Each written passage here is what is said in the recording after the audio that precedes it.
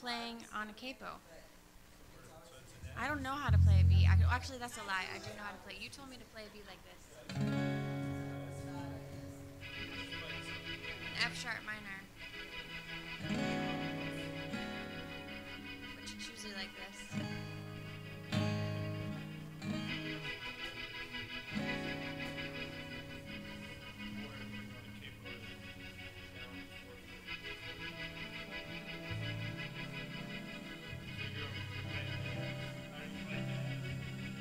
I don't play an F. I play a D, F sharp minor, E, A.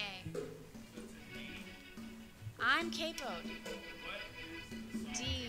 The key is an E. E, G sharp minor, F sharp, E, B, F sharp. That's what it is in. But I am capoed on the second fret. You're playing the E with a D-shaped chord? Yes.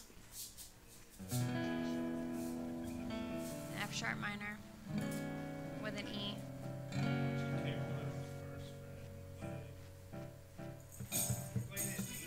Because then I have to play an E flat. And I don't want to play an E flat. I don't know how to play an E flat.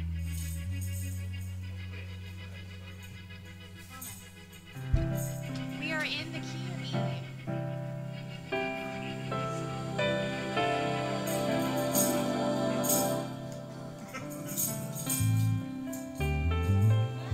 He needs to go stand over there.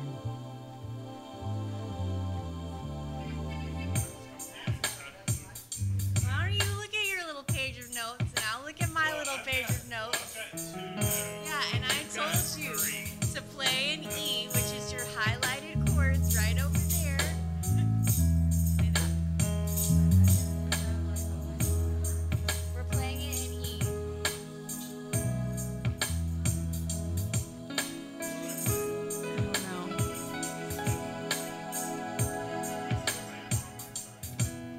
In the front lines, you fight for me. Oh, your kindness is my shield. When the armies rise and I am scared, my heart you will defend. And you are on my side. You go before me. You stand behind. You tell my fear to run. Always and forever I am loved. You are on my side. Oh, you are on my side. Oh, in the tragedy, you grieve with me. Your comfort is my song. In my wandering, you're still rescuing. You'll never give up. And you are on my side. You go before me. You stand behind. You tell my fear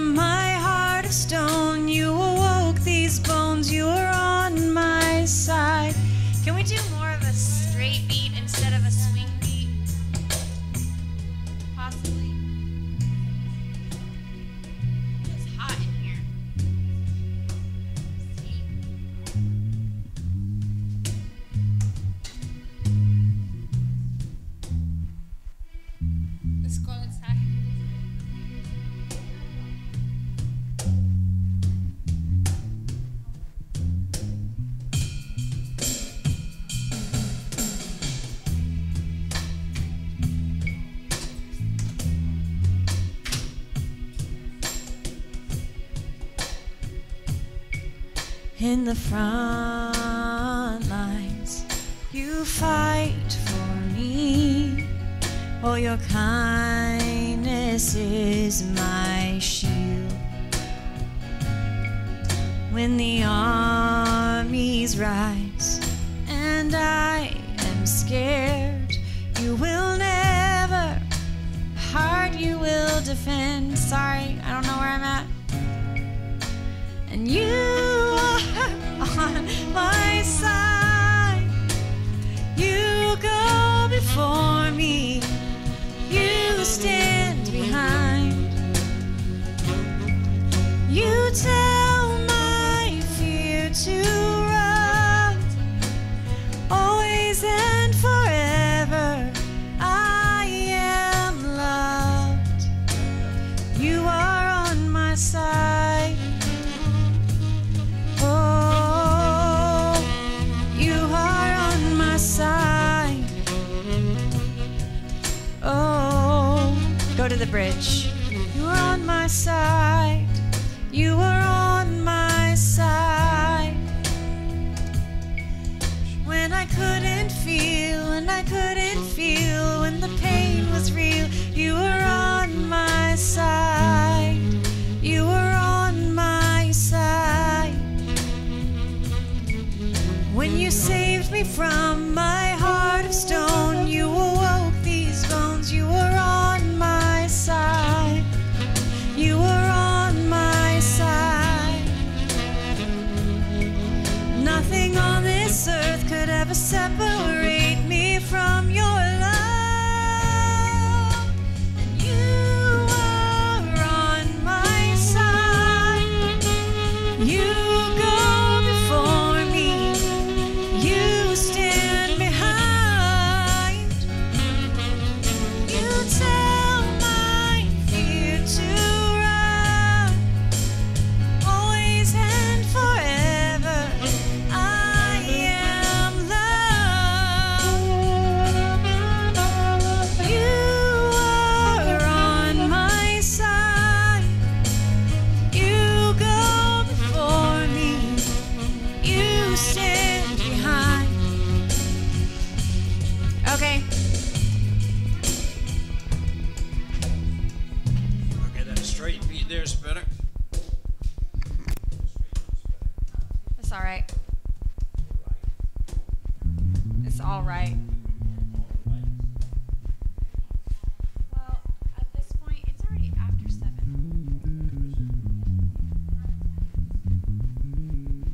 What is that time?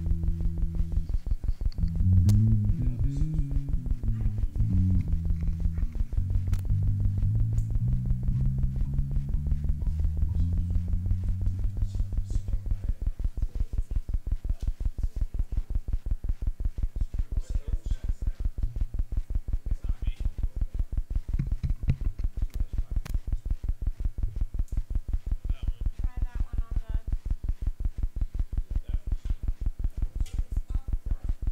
No, that one on her keyboard.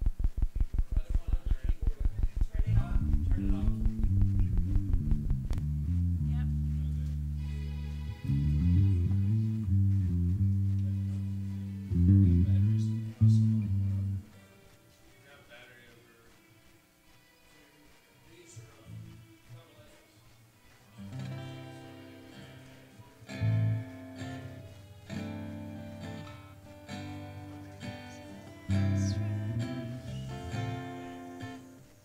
Extravagant.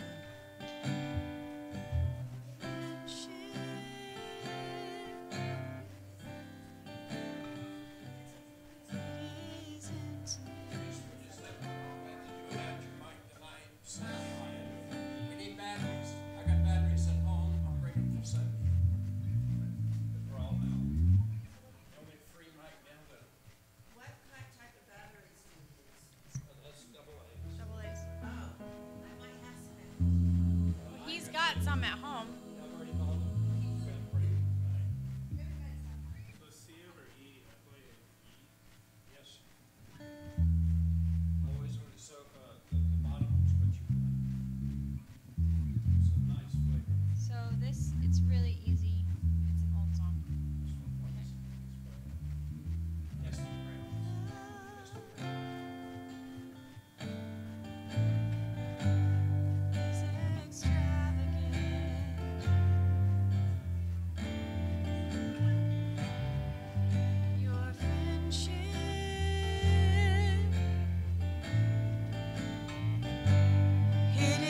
is intimate.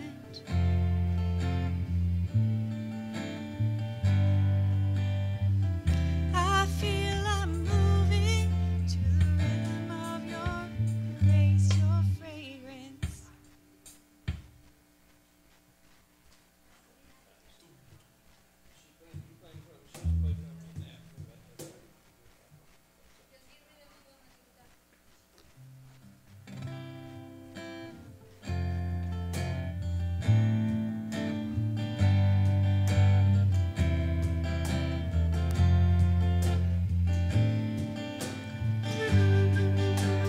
Your love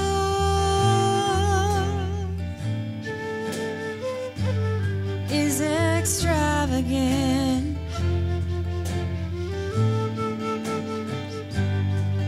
Your friendship,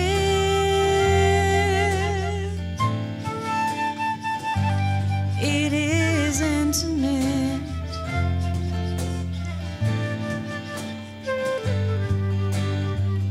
I feel I'm moving to the rhythm of your grace. Your fragrance is intoxicating in the secret place. And your love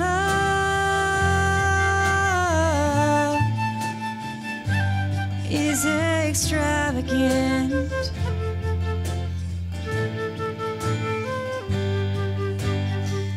And it'll just keep going like that. And then I'll do it again. And then we go into the chorus, which is... And spread wide in the arms of Christ is a love that covers sin. No greater love have I ever known. You consider me a friend and capture my heart again. Capture my heart again.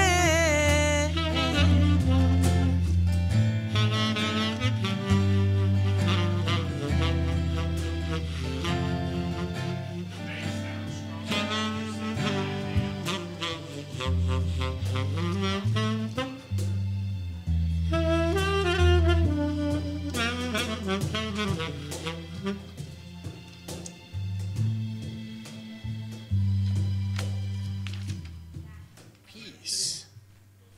Modern beat 72.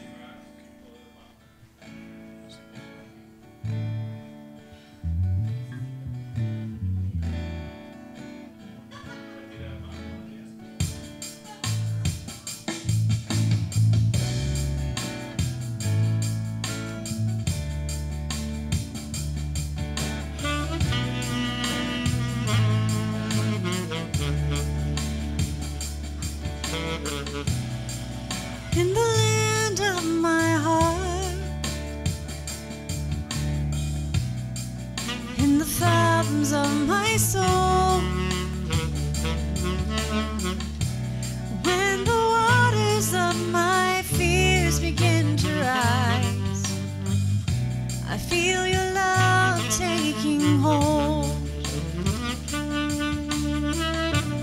In the valley of my mind, on the road of the unknown, when the shadows of my doubts are closing in, you are the light that brings me home. And when I breathe in, I don't understand, but I can feel it. Every waking moment in your presence, this peace won't let me go. And there is freedom in laying all my worries at your feet again. Even in my struggle,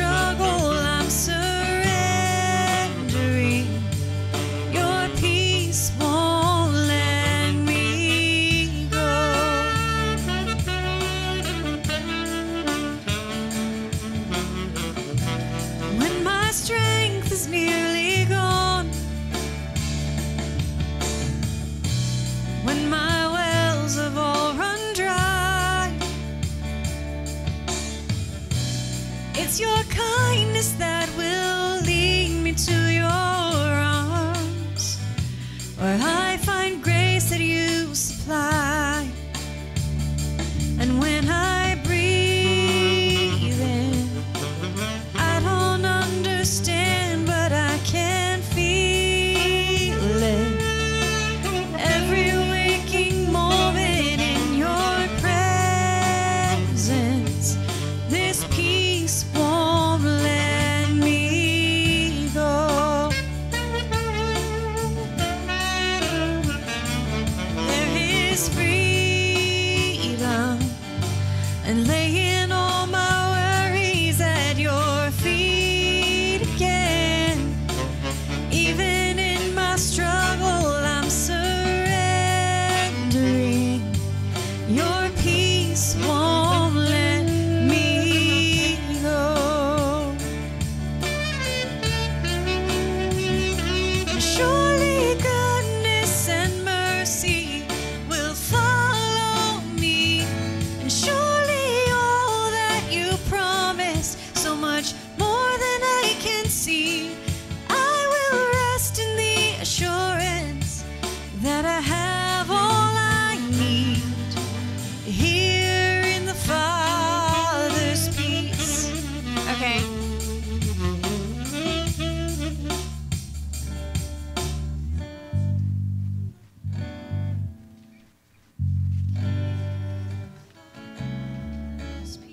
That should be an A. What are we starting with? We're starting with on my side. On the bridge, on the last line where it says here in the Father's peace, change that G to an A.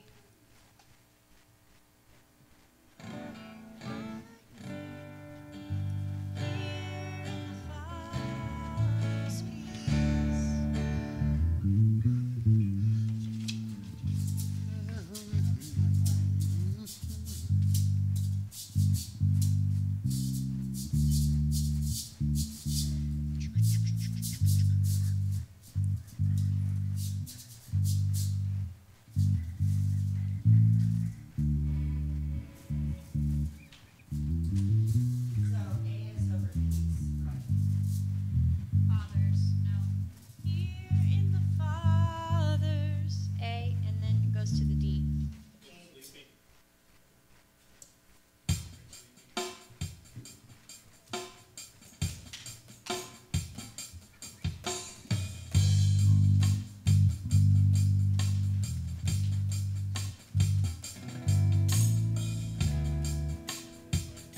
On my side.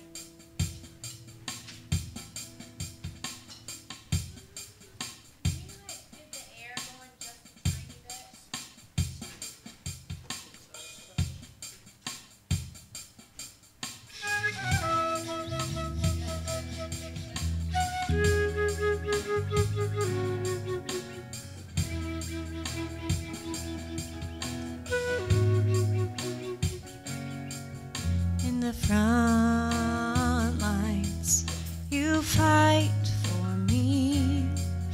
Oh, your kindness is my shield. When the armies rise and I am scared, my heart you will defend. And you are on my side. You go before me. You stand behind. You tell my fear to run.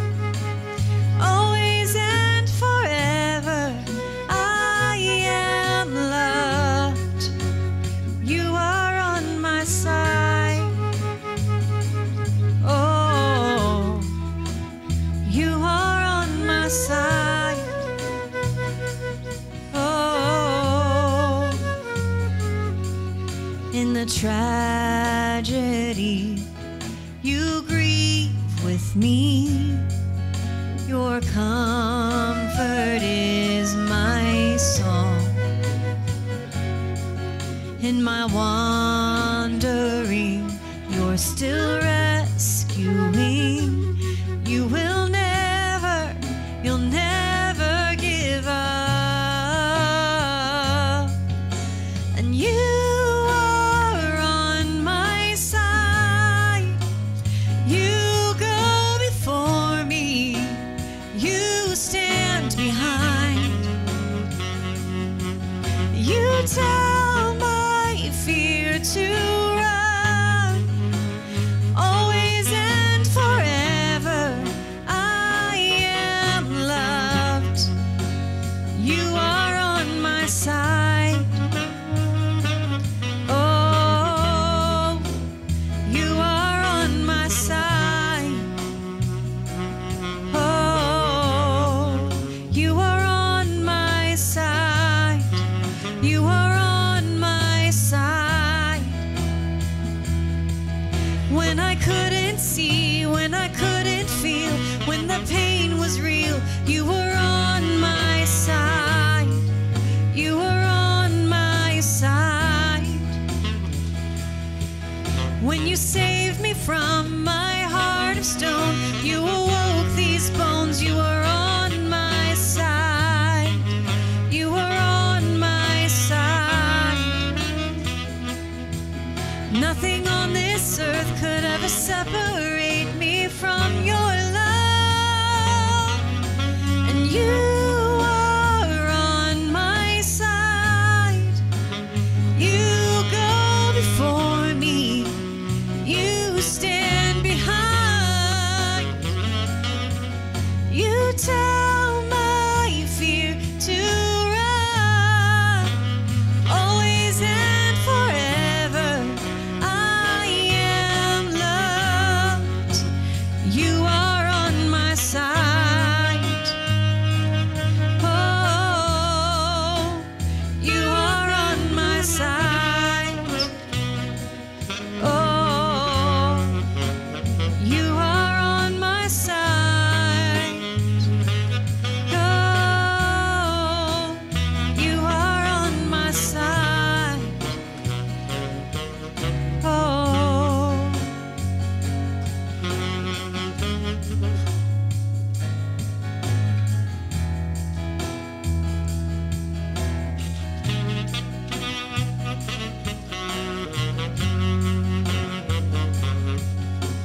Know that you are for me. I know that you are for me.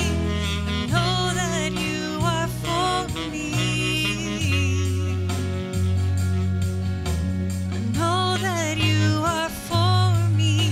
I know that you are for me. I know that you are for me.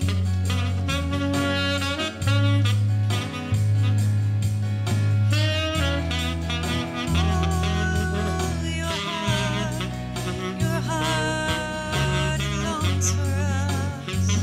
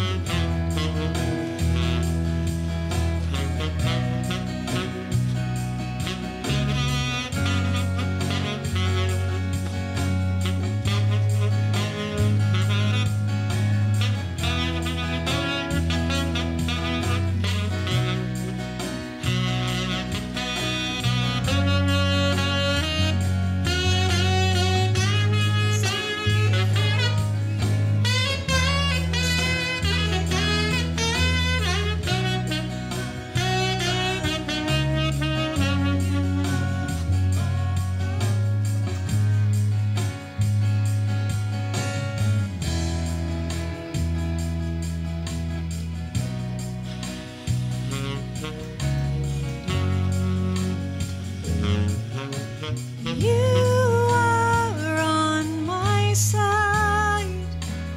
You go before me. You stand behind. You tell my fear to run. Always and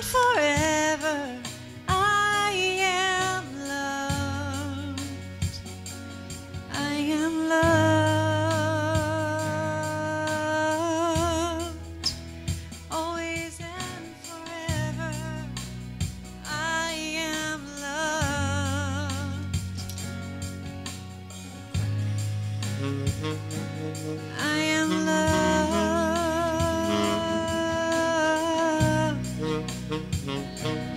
I am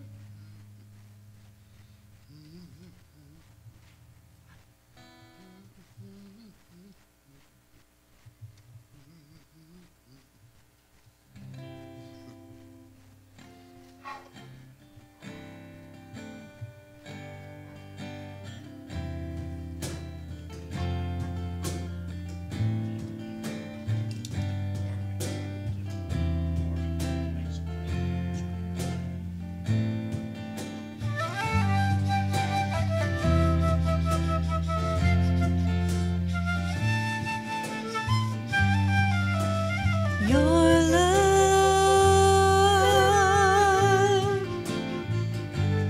is extravagant. Your friendship,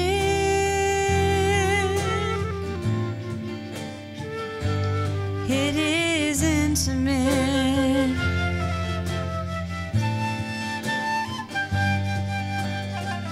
I feel I'm moving to the rhythm of your grace. Your fragrance is intoxicating in the secret place. And your love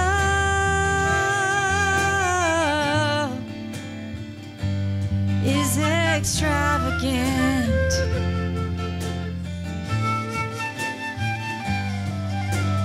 Your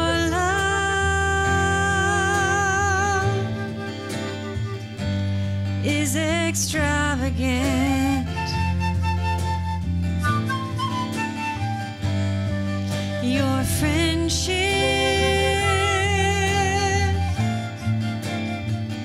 oh, it's intimate.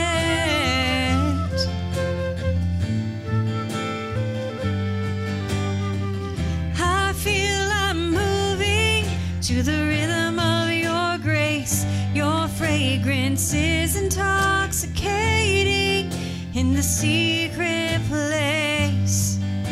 And your love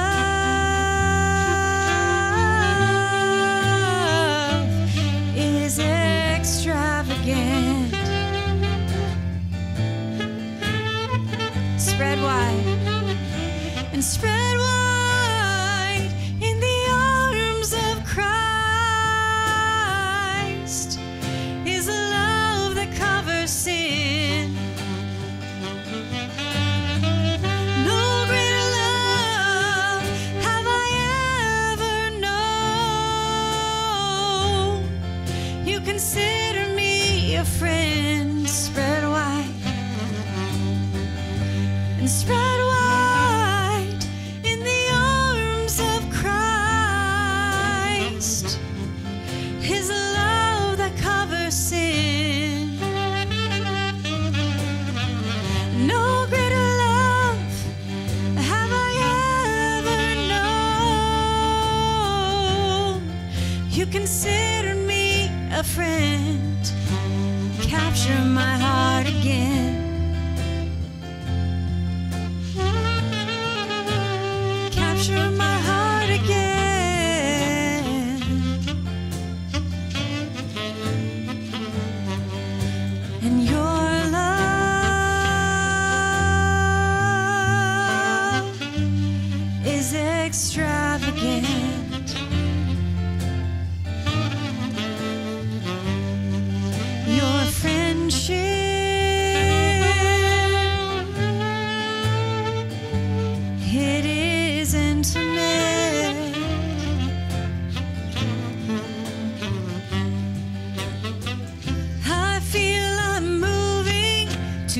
rhythm of your grace, your fragrance is intoxicating in the secret place, and your love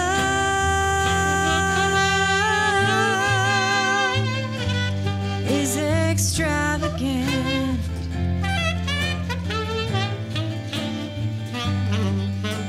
Your love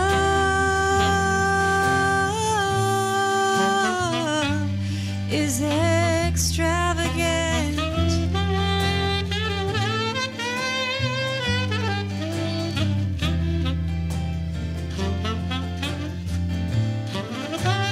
Capture my heart again. Capture my heart again.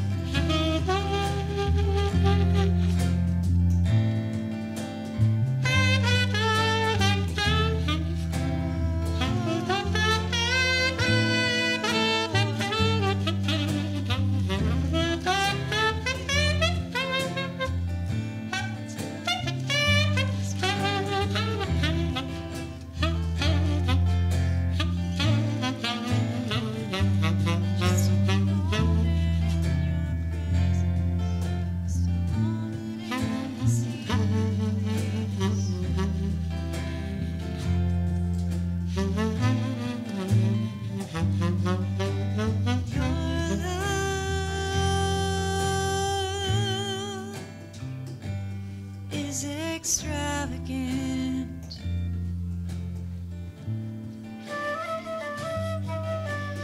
Friendship,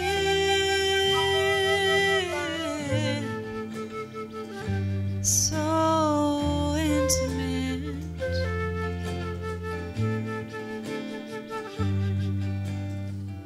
Wanna be moving to your rhythm. I wanna be moving to your rhythm.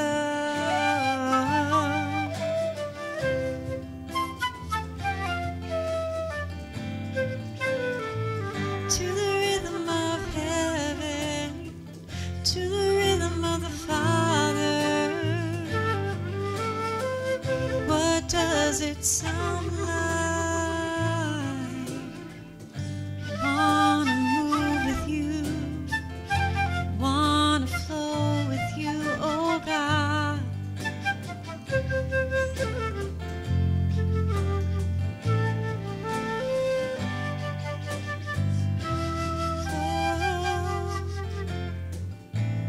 Oh, let us hear, let us hear.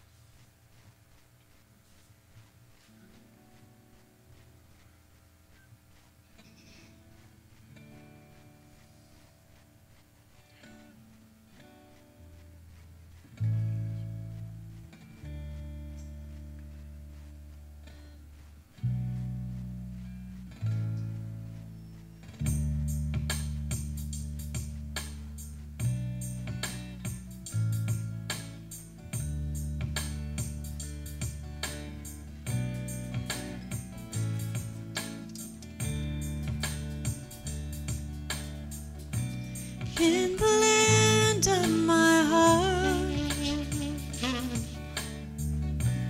in the fathoms of my soul, colors of my fears begin to rise, I feel your love taking hold. In the valley of my mind, on the road of the unknown,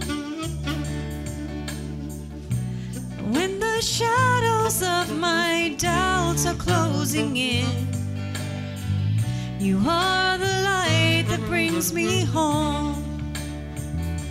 And when I breathe in, I don't understand, but I can feel it. Every waking moment in your presence, this peace won't let me go.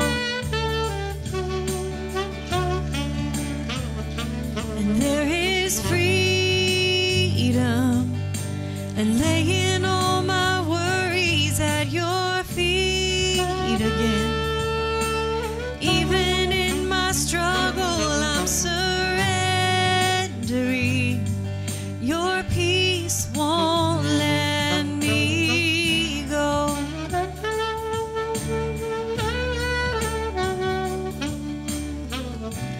When my strength is nearly gone,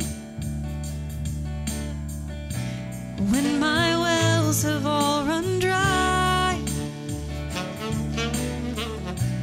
it's your kindness that will lead me to your arms, where I find grace that you supply. And when I breathe in, I don't understand, but I can feel it. Every waking moment in your presence, this peace won't let me go. And there is freedom and laying all my worries at your feet again. Even in my struggle, I'm surrendering.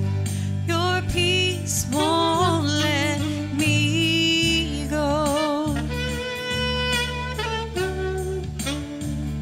And surely goodness and mercy will follow me. Surely all that you promised, so much more than I can see. I will rest in the assurance that I have all I need here in the Father's peace. And surely goodness and mercy will follow me. And surely all that you've promised, so much more than I can see. I will rest in the assurance that I have all I need here in the Father's peace. And when I breathe in, I don't understand, but I can feel it. Every waking moment in your presence, this peace won't let me go. And there is freedom and laying all my worries at your feet again. Even in my struggle, I'm surrendering. Your peace won't let me go.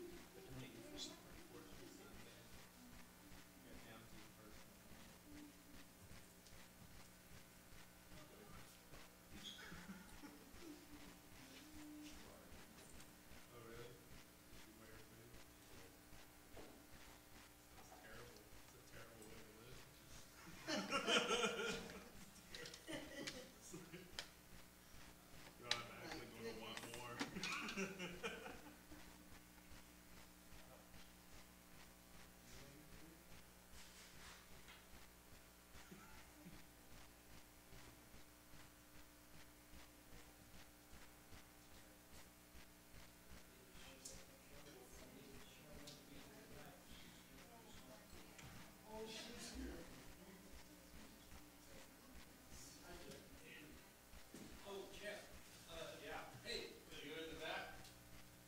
Yeah, you, sir. Me? Yeah, me? I forgot what come. Victor has something, please pray for you. Let me read you what he said. Okay? This is Victor and Rachi.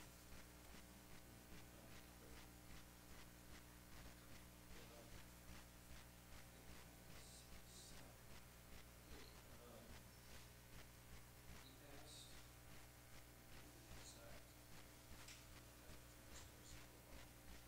God is troubling us, and that means they're restless.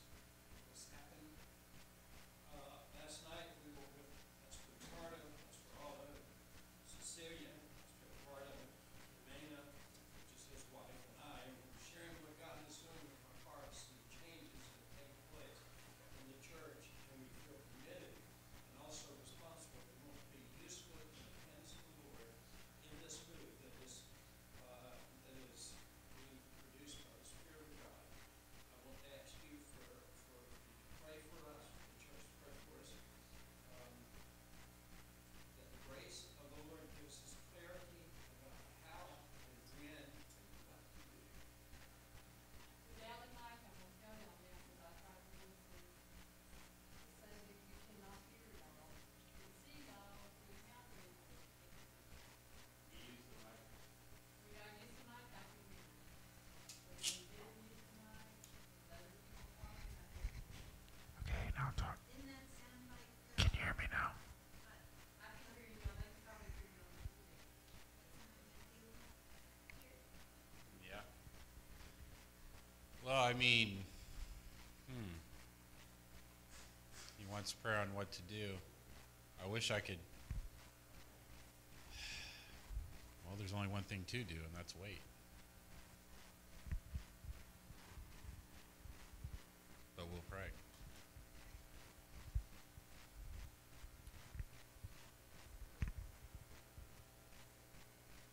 Well, who's the pastors in there? So you have Pastor Victor and Pastor Victor, Pastor Ricardo, Pastor Alda, Cecilia, Eduardo, Victor, and Angela. all right. Pastor Alex has said, who is from the area of Wamachi, he's the one, they report that he is absolutely on fire. Was he? He's not. Okay. I've never met him. What's his church called? Oh, okay. Okay. Met him up in the mountains at that. 'Cause I- resort. We went and had a meeting, and he is so fired. I was thinking of, isn't there a Pastor Alex at the 2000, Church 2000 or something? What is it called? I don't remember that, but I do know Pastor Alex, and he was with me in that congregation. It was the church where I was really sick, and Micah started praying for people. That's where Raina was sick too, right? Yeah, what's it called? Dos, no, that one. I thought that was Pastor Alex. Okay. This is another Pastor Alex. Okay. Real funny.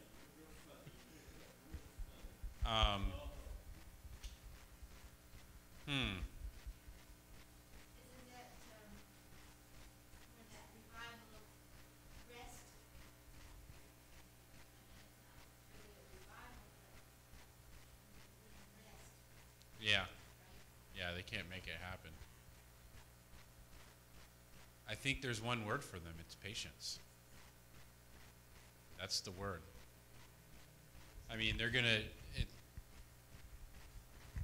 all I'm going to say. Well, Lord, we lift those pastors up, Lord. Just, Lord, help us navigate these times. Help us take accurate steps and make accurate decisions and have the patience and the wisdom to do your will, Lord, and not to hurry ahead into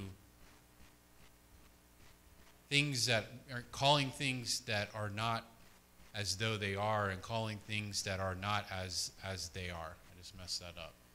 But we can't call things we can't call things that are not as though they are something, and we can't call things that are something nothing. You know? Like when we're looking at here, even tonight, you know, and I know we're all spiritual and we don't look at the people and we're all of that, but at the same time, we're all thinking in the back of our mind, what are you doing, Lord? And see, this is something God is doing. Let's not call it something he's not doing.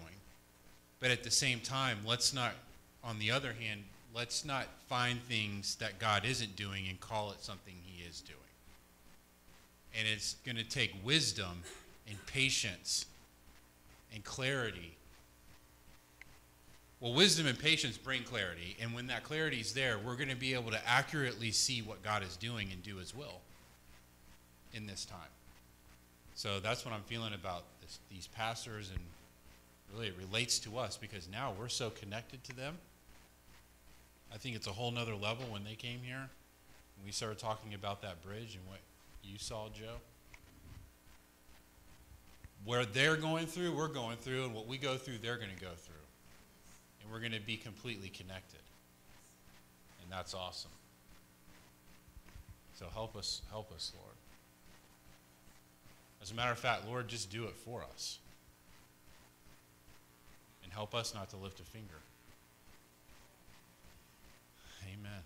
Well, tonight,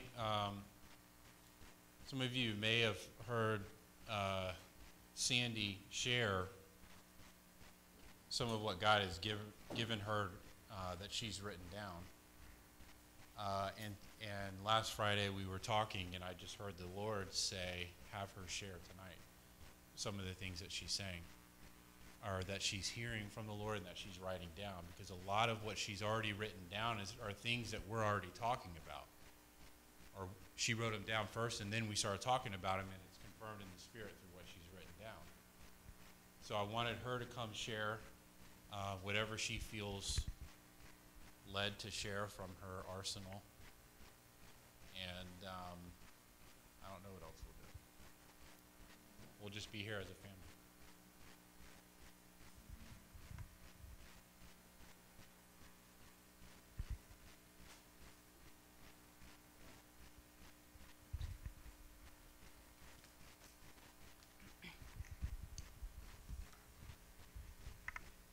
And all I know right now is nothing.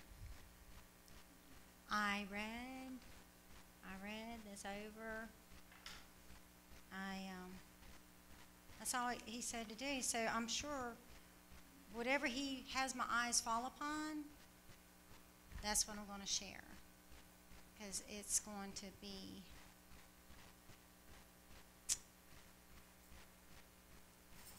really resonating as it's resonated in my spirit and how it's just resided in me. I do know one thing. I do know this. He kept on bringing me back, and I might not even, it doesn't matter. He kept on bringing me back to the word Zion. And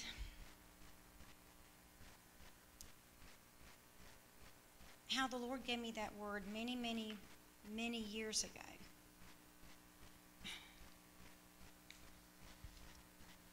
And he kept telling me, the mountain in the house, and the house in the mountain, and the mountain in the house. in the house in the mountain. I'm like, I took that word home with me. I had no clue what that meant. I was just like, but I know in my spirit it had it stirring because I was just pacing back and forth and back and forth. I said, what is that? What is that? What does that mean? And I discovered this last year what it meant. Not only did I discover what I meant, I understood that this church here is that place. And it's very, very relevant because Pastor Rick brought us to that place of this revelation in this church.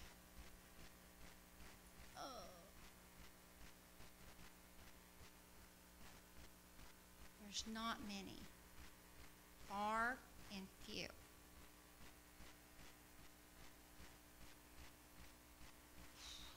And it's because of the choices that Pastor Rick makes for us to disciple us is why we are what we are and who we are becoming and what we're being sent out as. Oh. So, I think I'm going to flip to that one particular.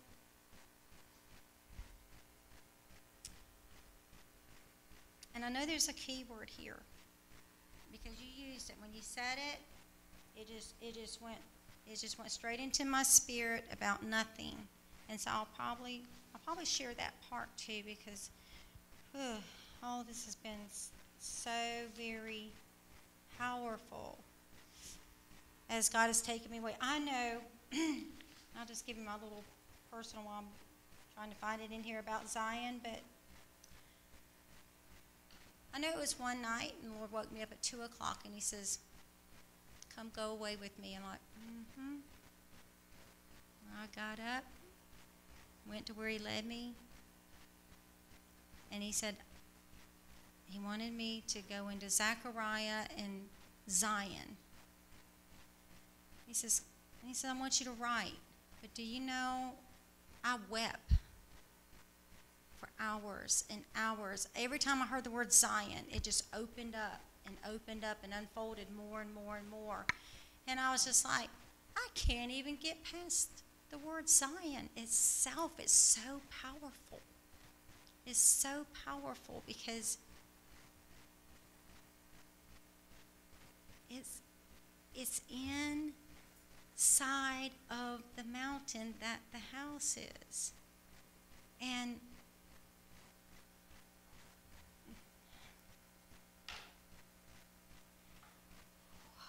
okay, I'm going to get to it. Just give me a moment and I'm going to get in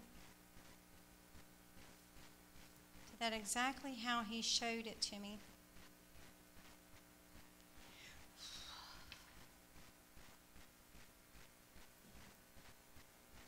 It's going to take me a few minutes because I knew that this was definitely going to be unplanned tonight, and I thought but I know he kept bringing me back to Zion, so I'm like, okay, so that's where we're going to probably start with.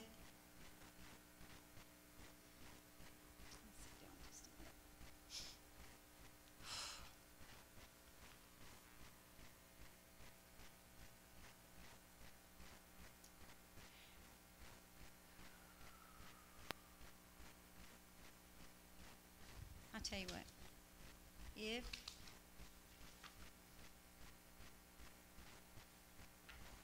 I have somebody turn to this scripture in just a moment in Zechariah.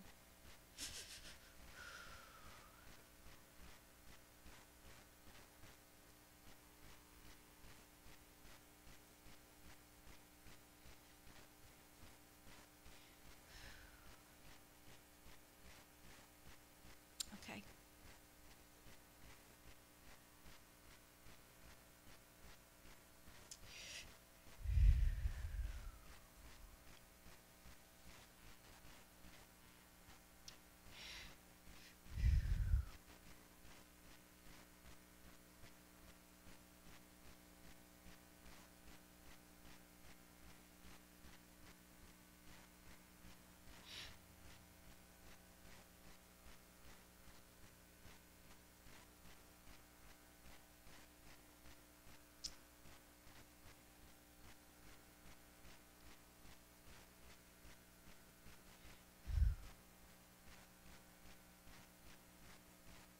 there's one thing that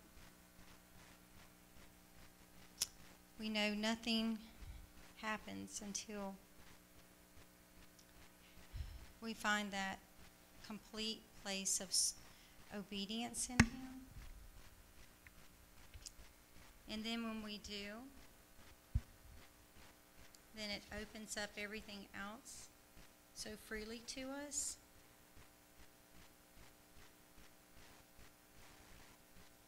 So,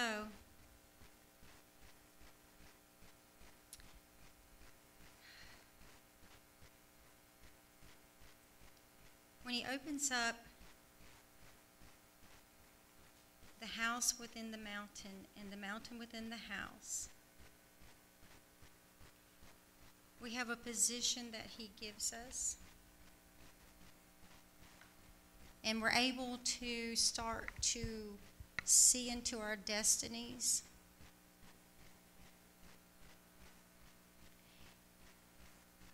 And it opens up the written words that's actually written into the books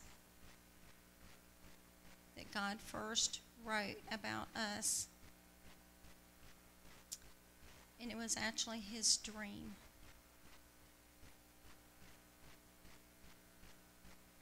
If you can just capture that moment, that we were actually God's dream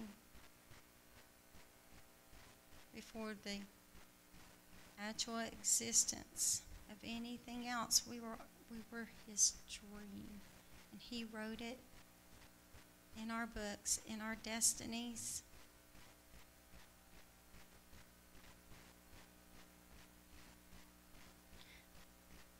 All of this that I have written is everything that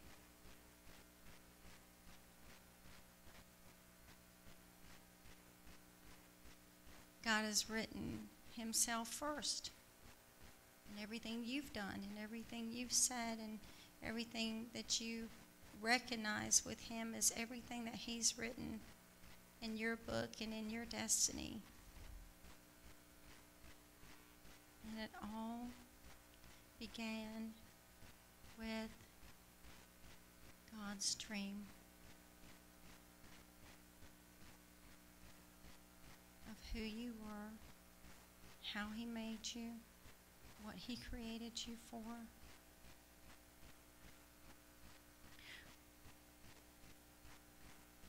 What He designed us for.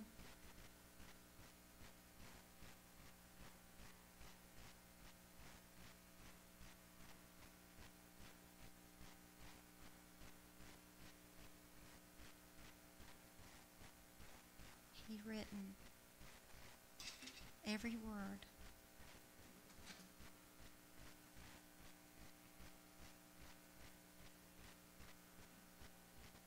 And it unfolds. It unfolds.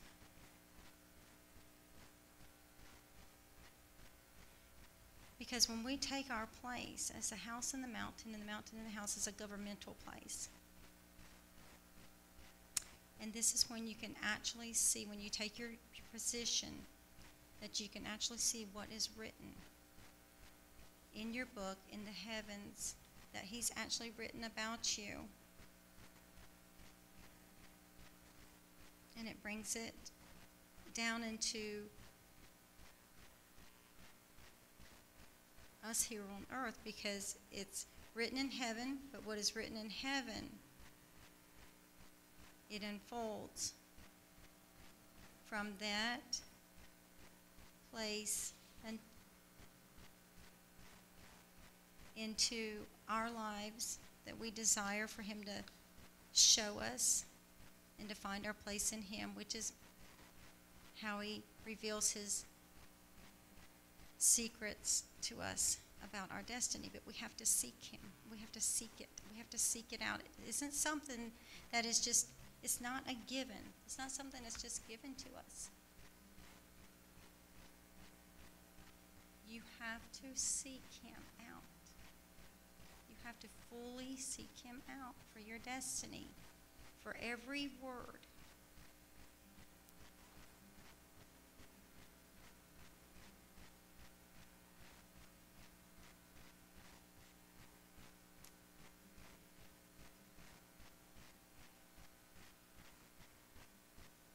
So in Ezekiel 3:1-3, it says, Son of man, eat what you find, eat this scroll, go speak it to the house of Israel.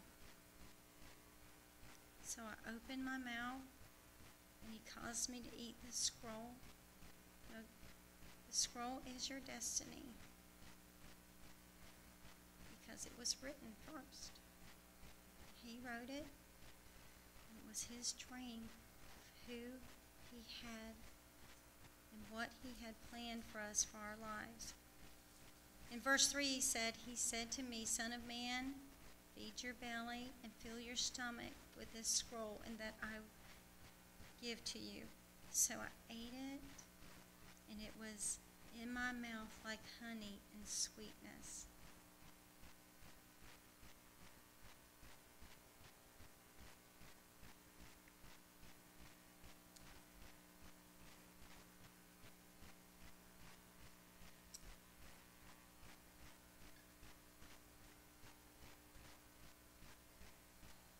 And so, as we speak what he's already written for us, we are actually prophesying his word. We're coming into an agreement and releasing the same testimony that Jesus has already released in the courts of heaven.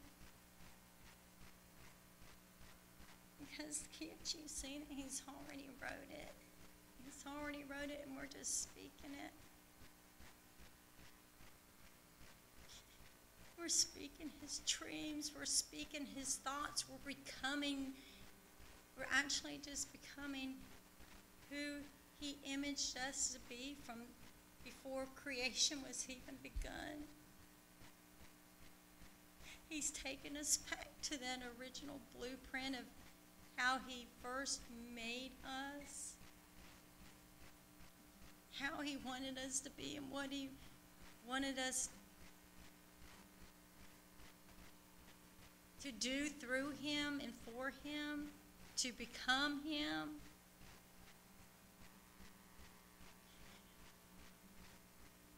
Before our flesh was upon us. Because see, don't you see that even God himself created his son, put flesh on him, and sent him to earth? Realize this. That's the same way he created us. Just like he created his son.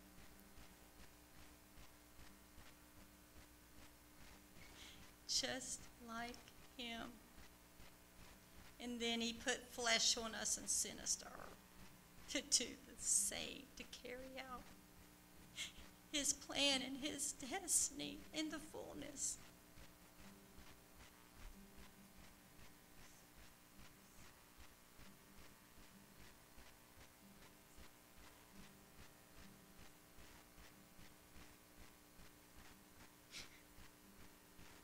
So,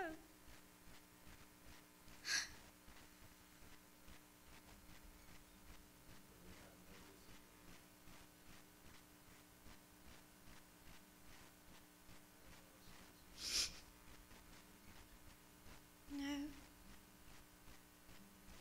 because see, we're coming into full agreement.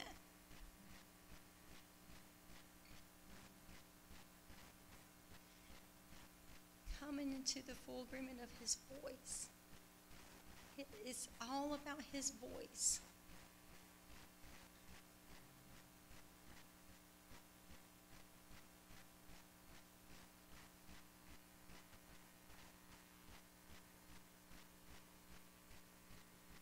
Oh my God.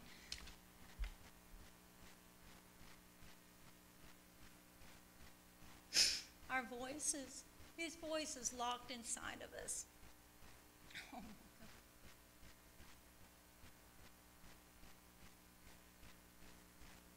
You have to seek out those secret places.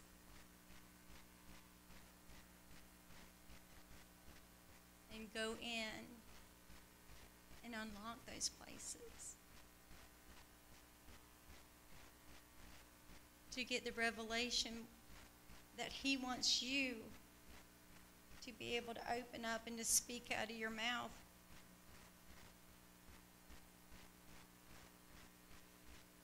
And that's God's evidence, releasing himself.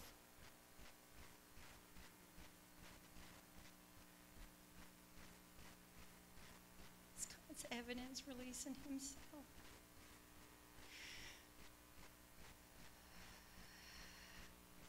So,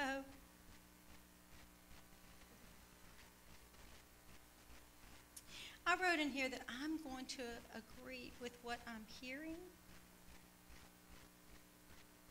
Is this voice? In the spirit realm, humbling myself from deep within, asking him, Lord, let me speak the right things out of your heart. Lord, straighten my speech to give the right testimony passionately with your unashamed love.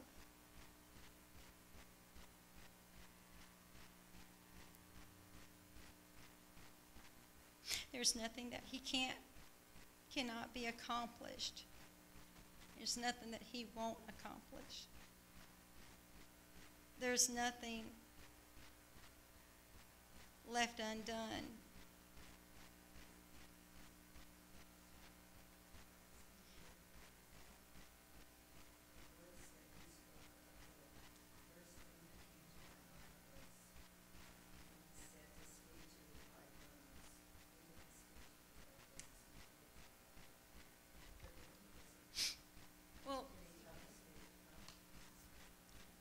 Well, see, the question there about the dry bones was, are you going to look at the dry bones and you see?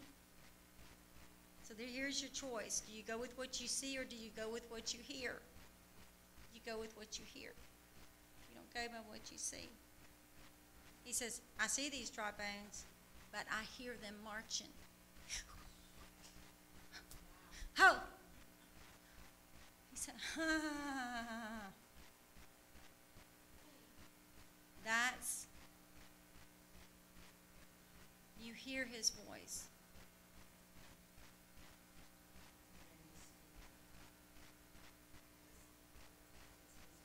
That's right. That's it. That's right. That's right.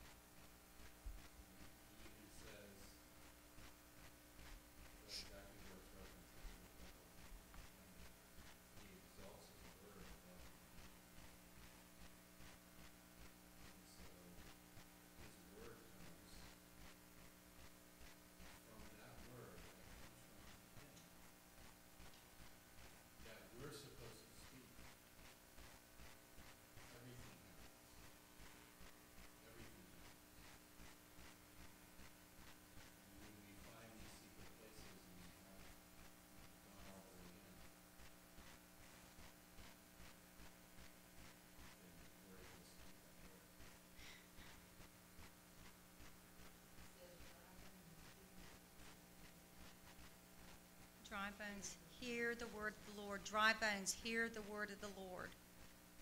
Dry bones, hear the word of the Lord.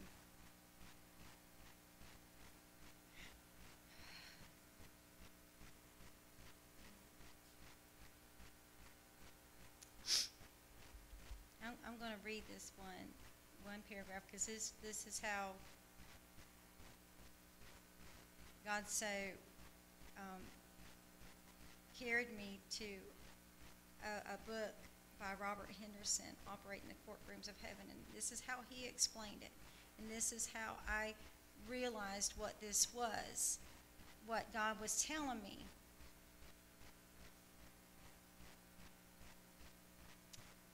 So it was about 5 years ago or 10 years ago, and this is one of my stories. Remembering hearing these words softly spoken to me over and over again, the house is in the mountain, and the mountain is in the house. This would always come back up in my spirit. And so during this past year, I realized God's intention has always been to have a house that had a mountain in it. His desire is a house that is governmental and has influence and authority over all other forms of government in the spirit realm. So from the mountain of the Lord's house, the other mountains begin to reflect a kingdom culture. And that's how Robert Henderson explained it in his book, and that's how I got the revelation and understood what he was really, what this was really saying, what the Lord was telling me many years ago. If somebody would read Isaiah 56:7, because it's the same concept as this. Now understand, this is the church that Pastor Rick and Pastor Cheryl created us to become. This is in the Lord, through the Lord, through their obedience, through them listening and hearing and going ahead of us. And I can see them going ahead of us, and I can see like this wind that is like flowing behind them. And the wind flowing behind them draws us in.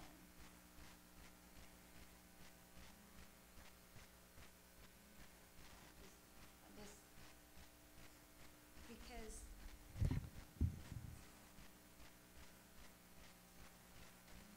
as they're going ahead and the wind's coming behind them, how does it draw us in if the wind's blowing behind us?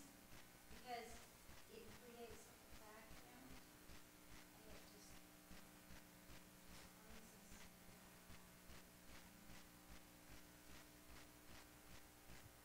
That's what it's done.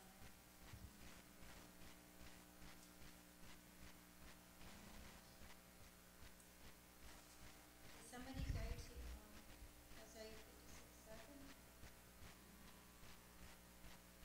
All these I will bring to my holy mountain, and make them joyful in my house of prayer. Their burnt offerings and their sacrifices will be accepted on my altar, for my house will be called a house of prayer for all people.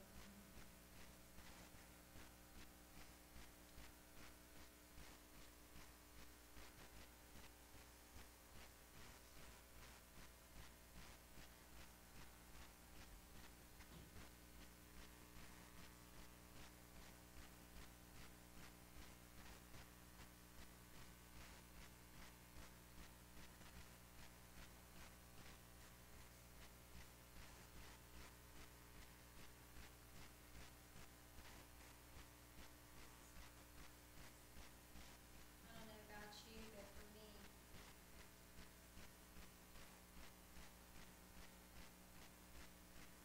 things like this, and I know for you, as God opens up His revelation,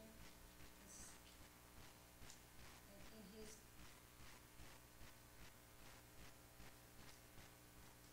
greatness, that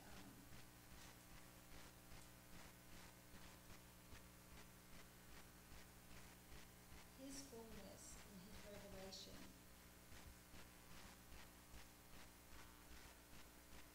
It just absolutely brings me into His heart. It absolutely brings me into His heart, which melts my heart and brings me to that place of endless passion.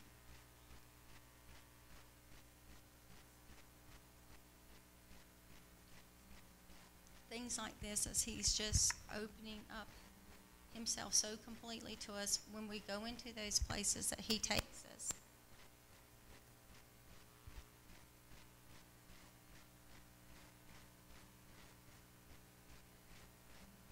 It doesn't just consume us.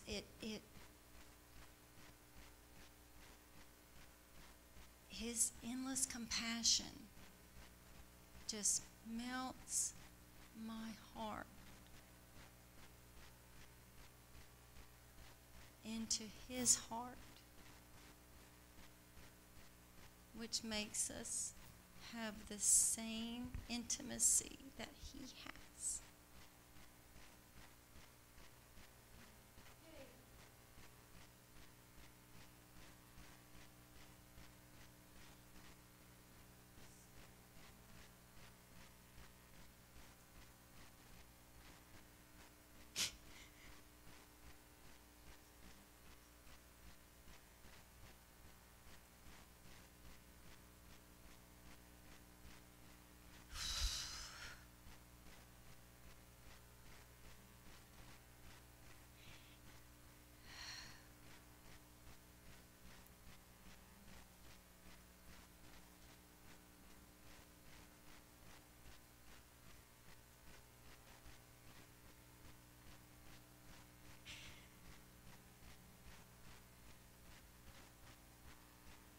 there's so many things like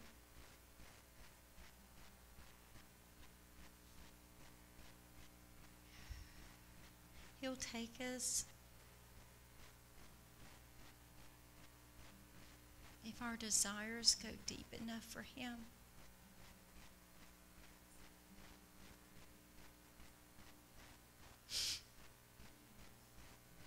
I know about 6 months ago, the Lord, He showed me where He said that He wanted to take me deep within Him. He said, "But Sandy, you're going to have to humble yourself."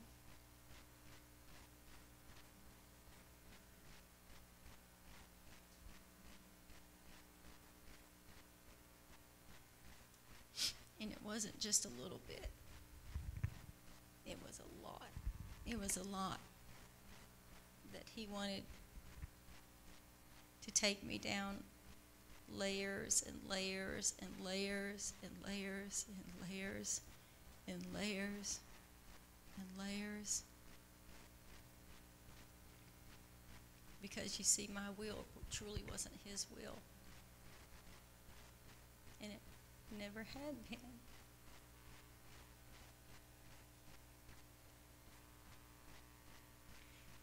But I didn't know that.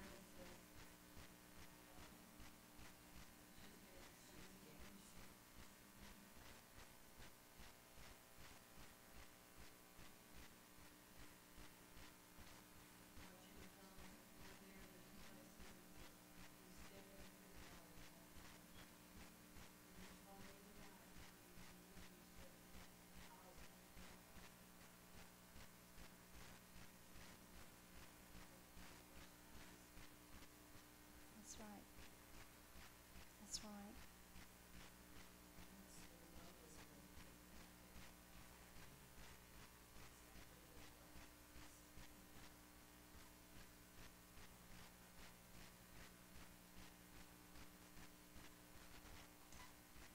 I'm gonna read this next because Jeff, this is gonna take you where God has taken me, where it's all about nothing. And He said nothing, and I knew I would get there. So I'm gonna go ahead and go there because I've already started to share about me take my will. So I'm just gonna go ahead and just read this just as God had me write it to share.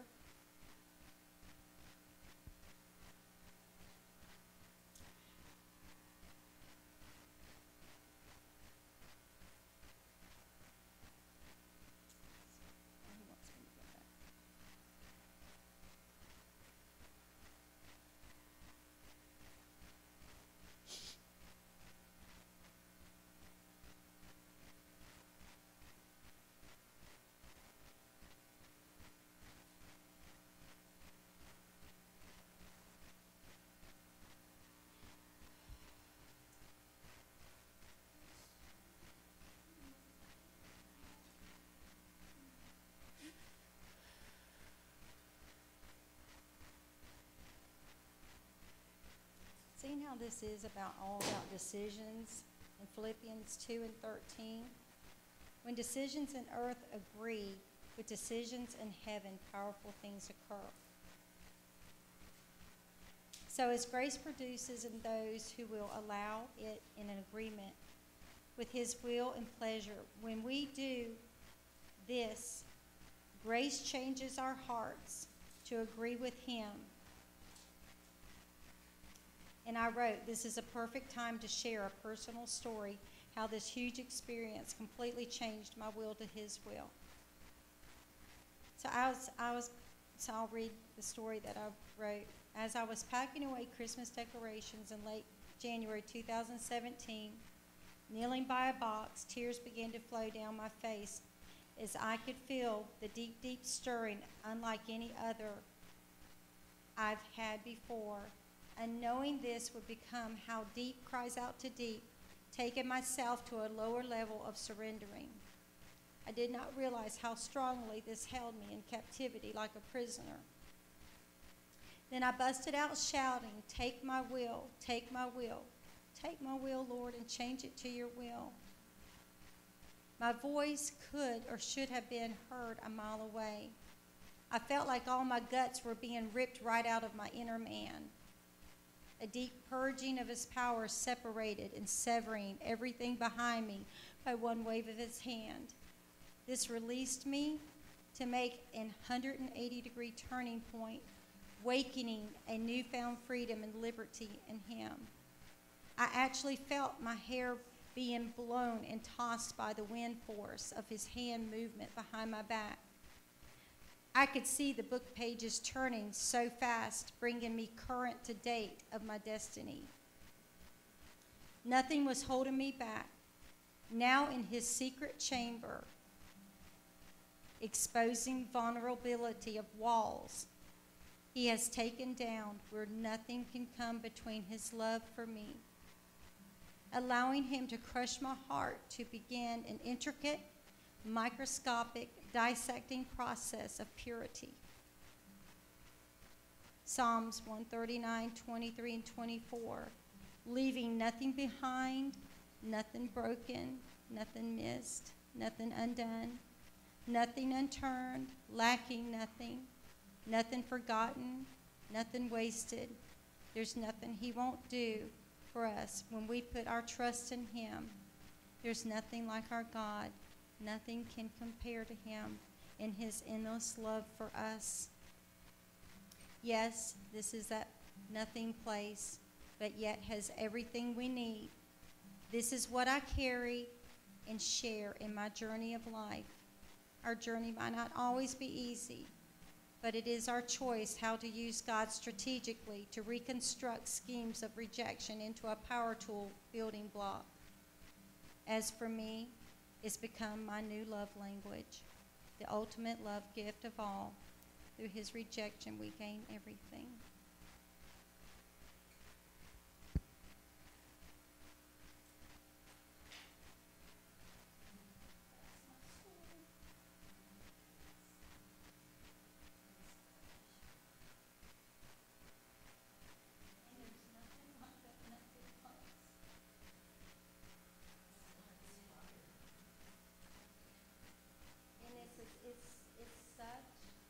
Revelation is such, it is just one of his secret chambers he took me in, and that is, that is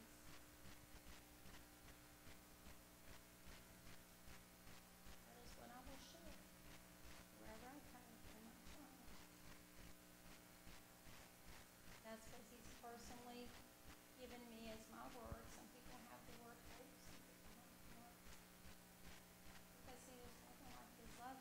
And just like I ended this over here, and we were talking about over here, his endless love. His endless love began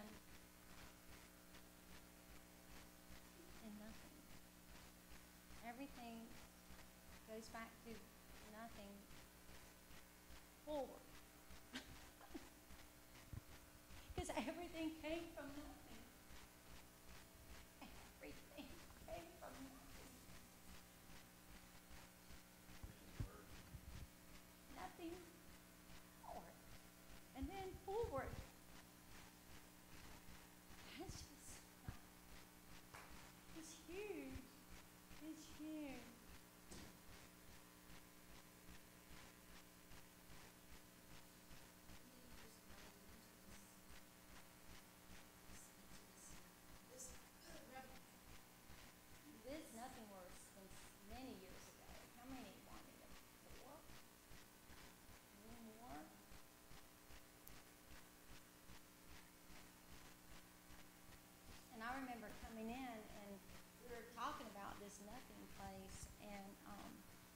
Dominic and them was here then, and he said, that's where God has me. He said, I just thought nobody else would have that same experience of that nothing place.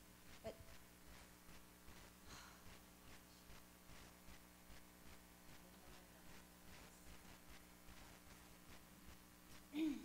it's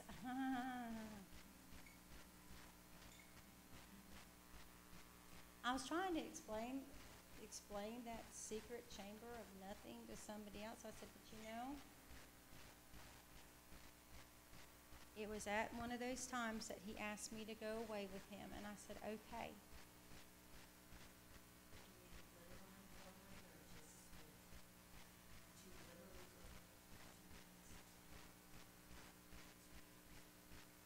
Not sure where you're asking me.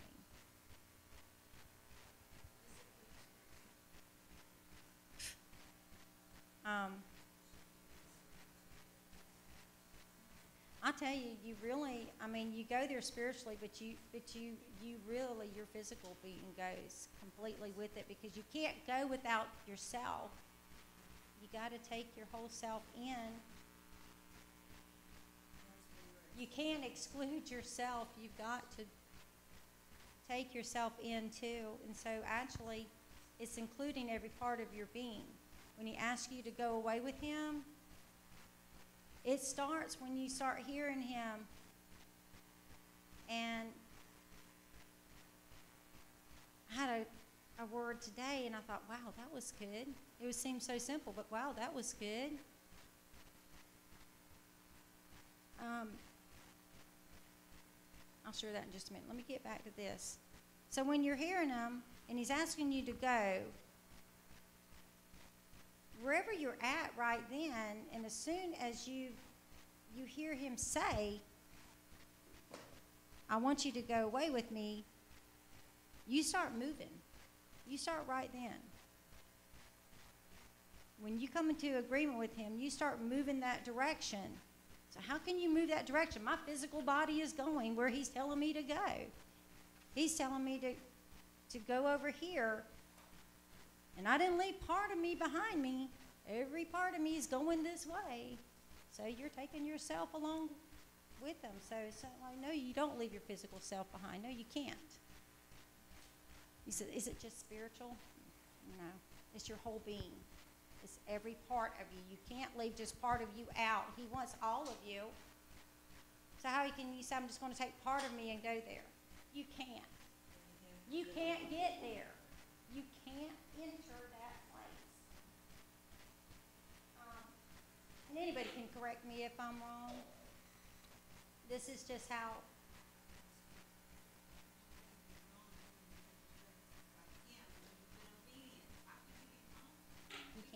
You can't go wrong. It's impossible. So without looking on your phones, somebody just give me a definition of vanity. He's going to go right along with what she's saying, but just throw it out there.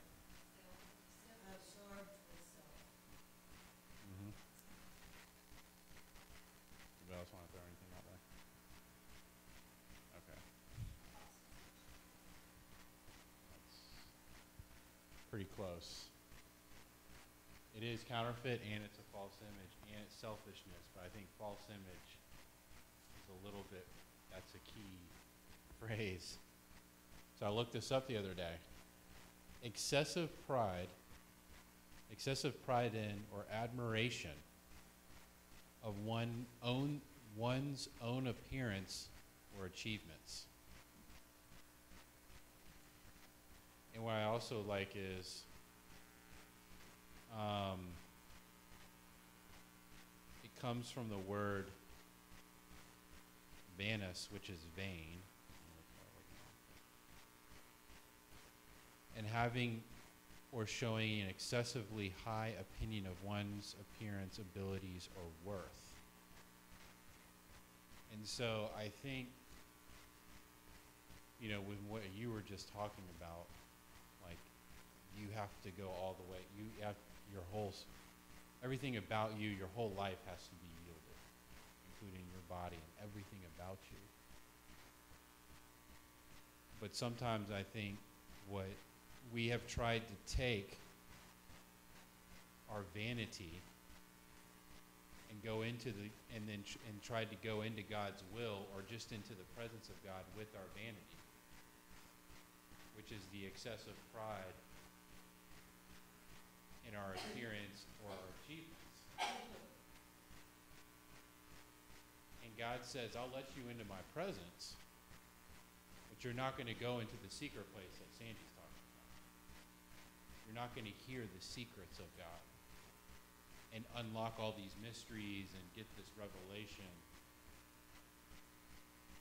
Now we have, I believe at this church, we have to a degree laid our vanity down and become less impressed with our own achievements and less impressed with our own appearance. And when we say appearance, let's not just talk about physical body. Let's talk about things that we do to draw attention to ourselves. Yeah, he's the vanity. He's the king of vanity, and vanity is his life. So we have to a degree laid down these vanities, or laid down vanity, and to the degree we've done that, our ears have been unclogged and our eyes have been, the scales have fallen from our eyes. So now we can see and hear different things, and certain people around us aren't hearing. We're able to see and be a part of God's will because of that. And so now what God's going to do at the onset of this message that Sandy, you may or may not know this, you may know this, you're being prophetic tonight. He's going to help us see more vanity in our life so we can remove it. And on the other end of this crazy spectrum is false humility. Now we've got people out there that are trying to be so humble that it's become vanity. And that's not where we want to head either. So there's really no correction for us to make because God's going to take us there. Then when we get to the altar of vanity that we have to sacrifice on, he's going to show us what that vanity is, and he's going to give us the desire, the understanding, and the ability to remove it from our lives. So we don't need to go hunting for it and searching for it. He's just going to make it known. And see, now we're dealing with the stuff that nobody else knows about. And a lot of the stuff we're going to start dealing with in our own lives, not only does nobody know about it, it's commonplace. So now we're going, I don't want to use the term extra credit because this is what God's requiring of us, but it's like we're the ones that would stay after school to study longer, pass the test. And nobody else, that bell rings, everybody's gone. Every once in a while you have that child that stays after he's diligently working the studies. That's us. That's Joshua's, very behind the time when Moses Yeah, has left. Joshua's still in there. that's right. It's voluntary.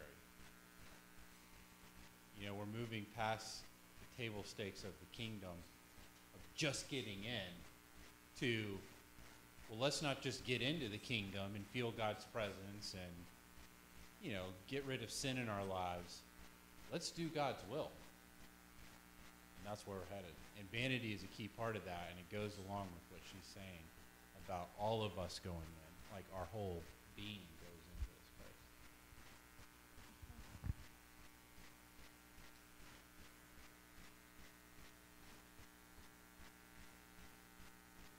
Yeah, and our whole being goes into that place. Here's a question for you. As I'm just hearing the question. what word are you leaving out of your destiny that he wrote about you? If you're not seeking for. That's what you're saying. Are you skipping over some stuff? Ooh. What word are you skipping over in your destiny that he wrote himself of you? What, you know.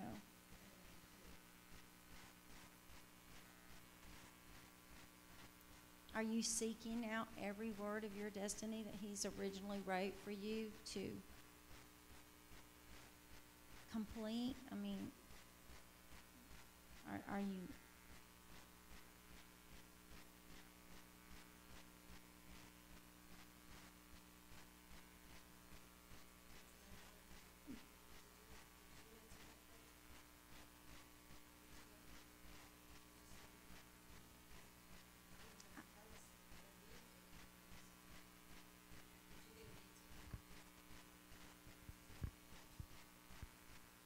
I am with wholehearted desire, desiring, seeking everything that he's written in my destiny.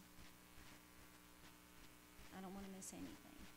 I want everything that he has for me in my destiny. I truly want it. It's extremely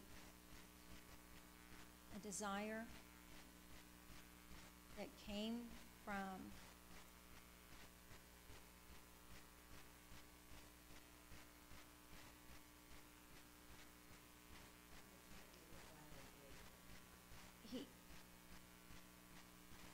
when I asked God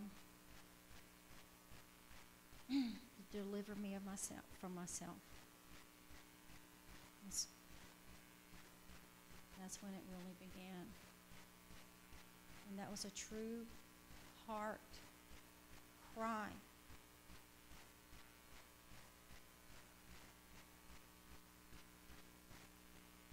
And I cried out, and I cried out, and I cried out, God, deliver me from myself. Deliver me from myself. And that's where the birthing of that true desire for everything that he had for me written in my destiny came from.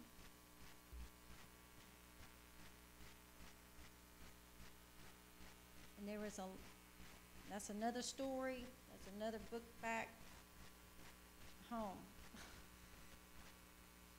How I wrote that and how I did share that very prayer with Pastor Rick and Pastor Cheryl several years ago. And I'm going to tell you, when that journey began, I made many trips to the toilet throwing up. A lot of putrid stuff. A lot of putrid stuff. Because, you know, there's a lot of transgressions in there. There's a lot of all this. There's a lot of stuff. A lot of stuff that had to go. And I'm constantly after that stuff. And I remember in that prayer, and I don't think I have that prayer with me here tonight. I may, because I have this one thing in my Bible. I probably do. But I asked him not to stop, and I asked him to put the light right in, and I put it right on it. I said, until that light can go all the way through. That's how deep my desire was, that I wanted to get rid of anything and everything that would keep me from anything, which took me to that nothing place again.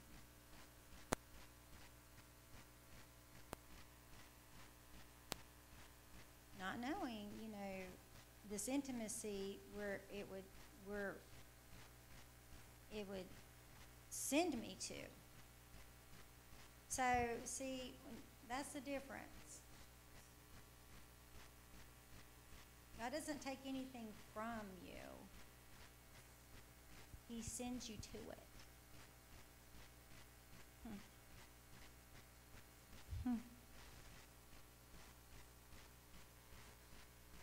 You don't lose nothing. There's your nothing. You don't lose nothing. You gain everything. It's just like, I want to read this a little bit because there was some things that he said that kind of like, as I kind of closed this little 15-page letter, and I literally did feel like I was writing this from behind prison bars. And this was first started back in the end of May. And I just closed it just about a couple weeks ago. Just this one thing. Of course, you've only heard just a teeny bit of it, but I'm going to pick out a couple parts in here where I said, this letter has been a journey all in itself over the last 5 months. It certainly was past all of my natural abilities as the Holy Spirit guided me. And he actually guided me through using the operations in the courts of heaven to parallel this with parts of my journey. And he wanted me to, and it very well lined up. And wow, how he lined it up through that. So anyway, as I said, as he lined it up to parallel what his agenda wanted to accomplish through my obedience. And I said, I must admit, the Lord asked me over and over again to humble myself greatly to a level where he wanted me to reach. The more I wrote, the more I desired what he had for me at that level of deeper humbleness.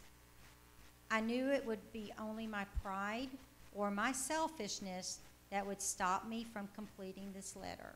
Y'all just said that. I wrote that weeks ago. And this is my closing. So, I did have several people on my accountability team supporting me because there was many times it's just like, I just don't think I can finish this. I just don't think I can finish this. They said, keep going. Because this seems so simple, has hundreds of hours of me on one-on-one with God, shutting myself away, where he asked me to take myself out. He set me aside. Hundreds and hundreds of hours is in this, where I would sit there and he would call me away and I would get up. It don't matter if I would just come in off of 12 hours. I want you to go right. I thought, okay.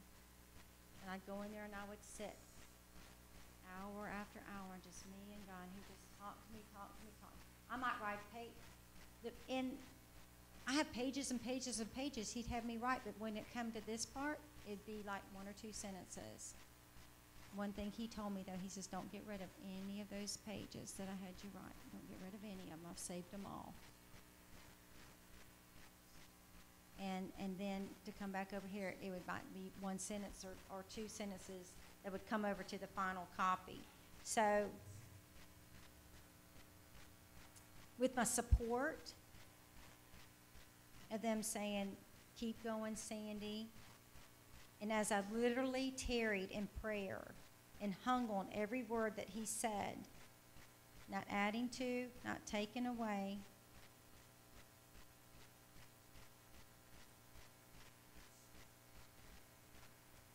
this came together just hand in hand.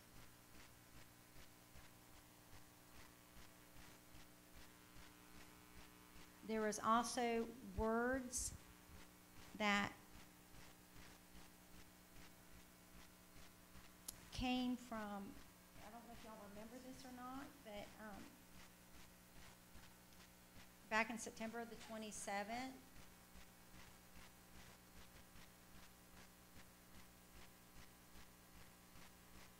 Deborah Barnes released this like huge prophetic word, and she shared it with Oasis. I printed it out because it was so everything. So everything that was in there was exactly what I was experiencing as I was writing this. It just lined up. I just could not. And it was talking about how God was asking us to take us to the side and linger with him and what he wanted to say. And I have that copy probably out in the car. I don't think I have it in here with me. It's on Facebook. Read it. If you haven't read it, I read it and I was like, oh, it was everything in there that God was having me do already. I was already there doing this and experiencing that word had came out in September. It was just tremendous. I'm like, oh my gosh. And it talked about writing, and it talked about how he was going to expand and revelation. And I was just like, just in awe, like, oh my gosh, God, this is what you're having me already do. And I was so thankful to have those confirmation words come in with that. So this is what I was speaking about. So the prophetic word from the Go to the Nations on September 27th, it went hand in hand, speaking along the same things and same words, not only what I was writing, but also the same experiences. And I was already writing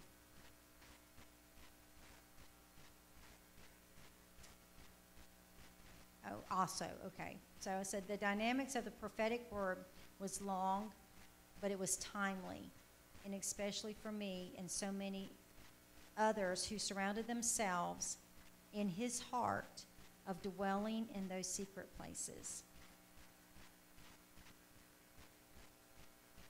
And I just basically close this like I'm always grateful, however the Lord chooses to use me for his glory, to honor him boldly.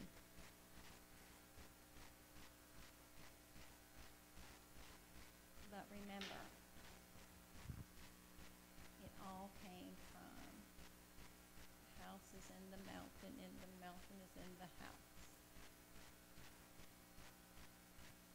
Zion is where it's really at. Thank you, Pastor Rick, and thank you, Pastor Cheryl, for bringing us to that birthing place. Thank you so much. Thank you so much.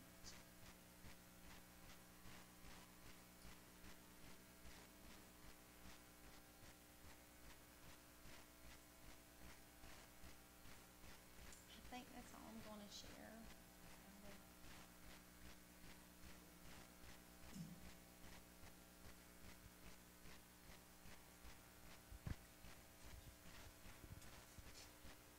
Anyone else? Comments, questions, inquiries, rebuttals, silent contemplations? She brought revelation in part two. As she taught, the scriptures just kept running till he would get, and him and Ricky used to have our meeting, and she talked about him pull aside. I think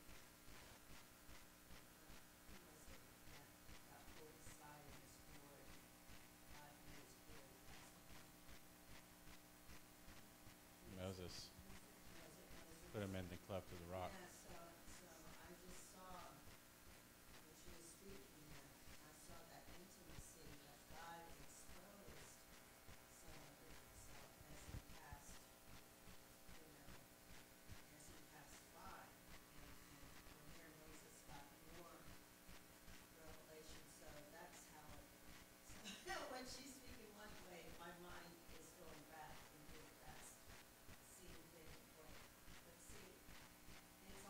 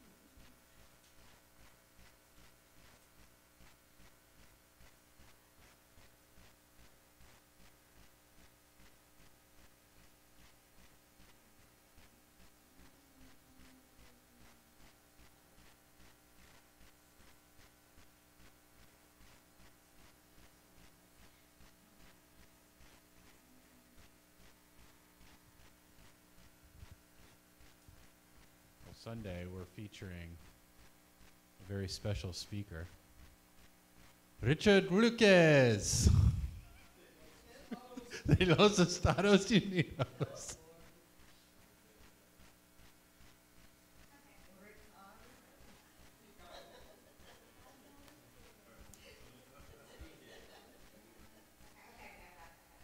I'm going to share this one thing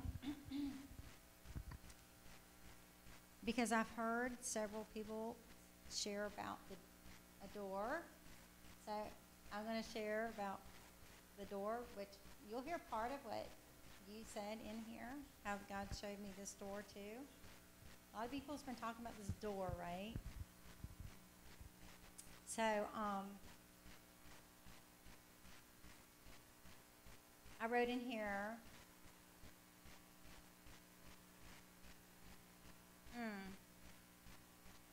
let me say this because this is something that I'm going to say because I made a proclamation in here about myself. And I said that I'm positive how I operate in the spirit realm of prophetic gifts along with the arena of the apostolic seer. And then I went into what I saw right here. Seer. I said I'm going to share something deeper with you that was revealed to me as I was standing, seeing the illuminated thin thread line. It's another story. But God has me walking this illuminated thin thread line, which is absolutely His ordering of my footsteps. Okay? Where everything impossible becomes possible is how He told me, how He showed me that impossibility. So I saw a door that was square and 7 feet in height. It was different because I knew I had never seen it before. It was white in color. This door appeared to be closed, but yet was outlined with light. So it couldn't be completely sealed or even locked. I did not see a doorknob or even a key lock. Suddenly the door flew open and disappeared all at once, allowing me to see into a brand new dimension. The connection of the spirit realm was at a maximum level, limitless. I was experiencing a great shifting because of the strategic activity taking place in the courts of heaven, where hope sees the invisible, when you touch the intangible, and how impossibilities are achieved. This secret place is where true apostles birth real ecclesias that heaven recognizes. When this happens, we have the right to take our place and to see earth change as a result of the verdicts of heaven. We must walk in this jurisdiction of heaven that grants us. Psalms 115:16 says that the children of men have the God-ordained authority in earth.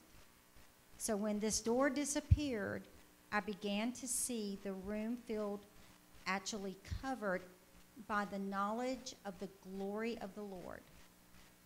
It looked like soft, transparent clouds with light reflecting through a shimmering shadow.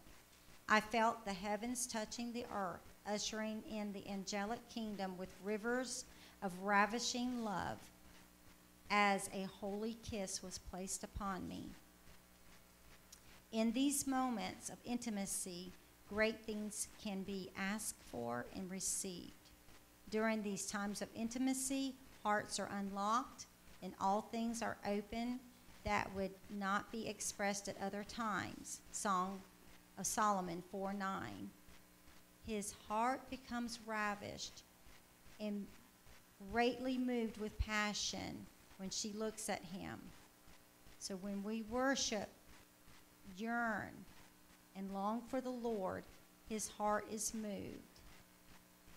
It's in the waiting, lingering, marination of the deeper maturing that only he will entrust the deep secrets of his heart.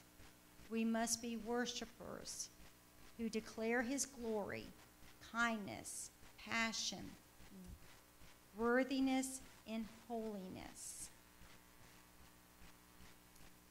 I can't help myself as the words roll over and over, atmospheric frequencies to disperse unseen avenues. The Lord is seeking true worshipers that have cultivating hearts like David that hosted the presence of God on Mount Zion. John 4:23-24.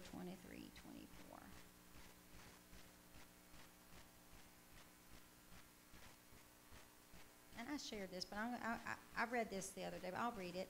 Worship is at its core, is governmental, Revelation 7:19-12. As we ascend into the atmosphere of the throne room, and I shared that testimony, how God sent me home to experience that place and join ourselves with General Assembly. This is where we become a part of all creation and worshiping and moves us from fears to fear.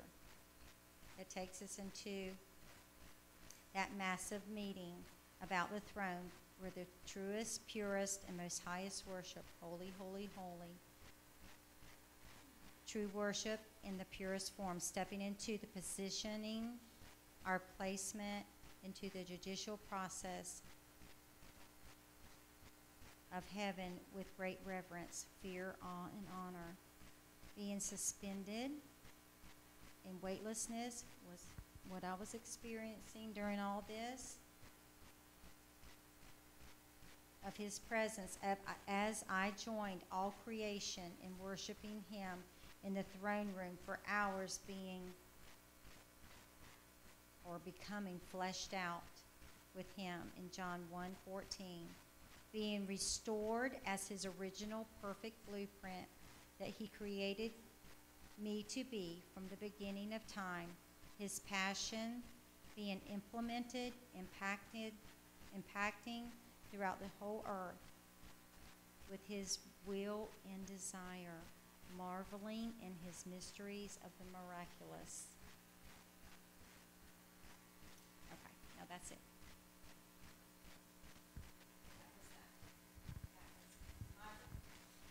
All right. Okay.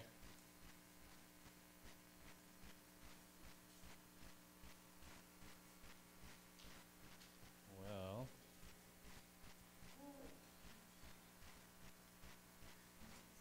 what else, guys?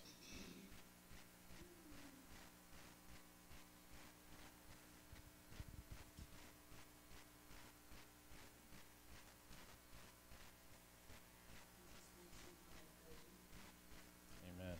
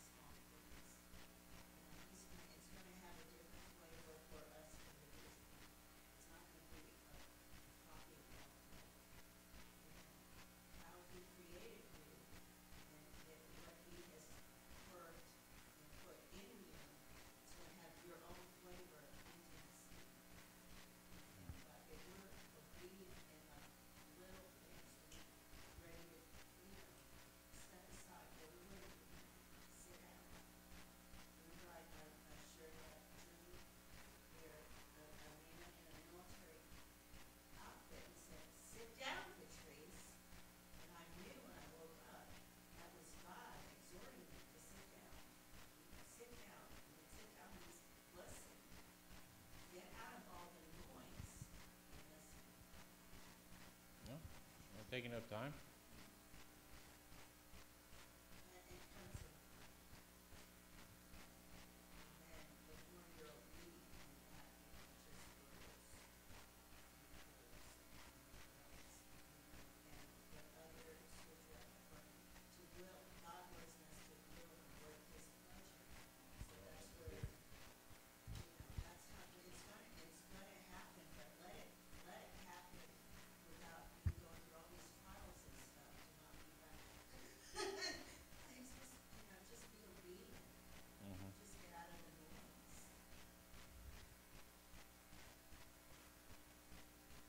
All the noise isn't about what they're gonna say on the other. All your things.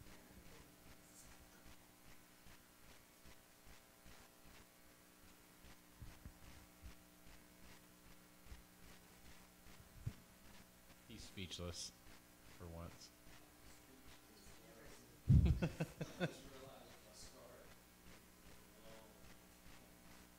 Yeah. Well,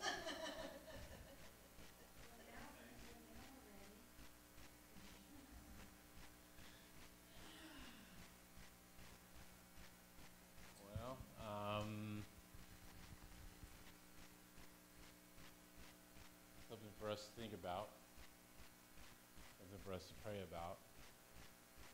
But I think the key word is still vanity. We should meditate on that. Because nothing blocks our hearing and our experience with God more than that. And just when you thought you were doing okay, you realize you have vanity left. It just follows us around. Sometimes we follow it around. Sometimes it follows us around because it's lingering from all of our excuses and our selfishness and our self-preservation and our insecurities. And all of a sudden we realize that we need to be healed and delivered again.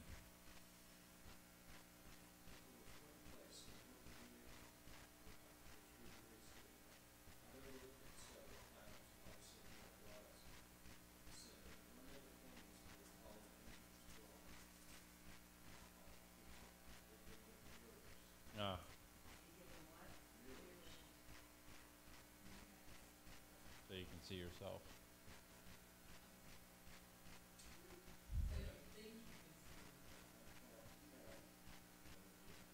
There's actually a lot to that because think about all the issues that have stemmed from that. Because all of a sudden you see yourself and now you're inviting comparison. And comparison is the root of all vanity. Yeah, that's pretty deep. Well, it doesn't. First Corinthians say that when we look, we see ourselves dimly, so we don't even see the light within. Amen. That's really good. Yeah. Yeah, we can't look in a natural mirror and see anything clearly. I think we've had a miracle. Randy's Bible has been restored. How did that happen? Sandy was talking about the works of us are created, and the word is very, very deep. We are created too. There's nothing new under the sun. So when James seeks on you, I've never seen that before, and I've fallen apart. So they come back and forth quite a bit, but that's what we do. Yeah, how did he heal your Bible? I want to understand that. He didn't. He didn't? Well, I mean, Mine is large print. You can flip through it. that's a large print Bible. How did that happen?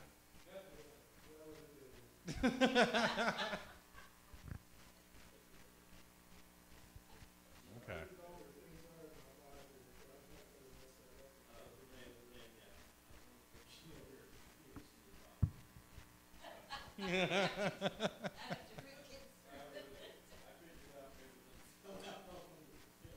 You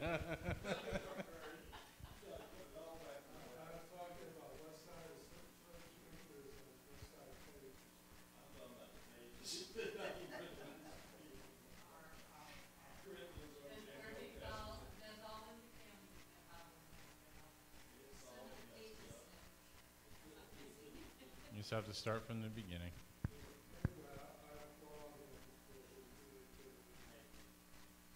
Well, actually, I had part in this. I'm very proud of that, and yeah.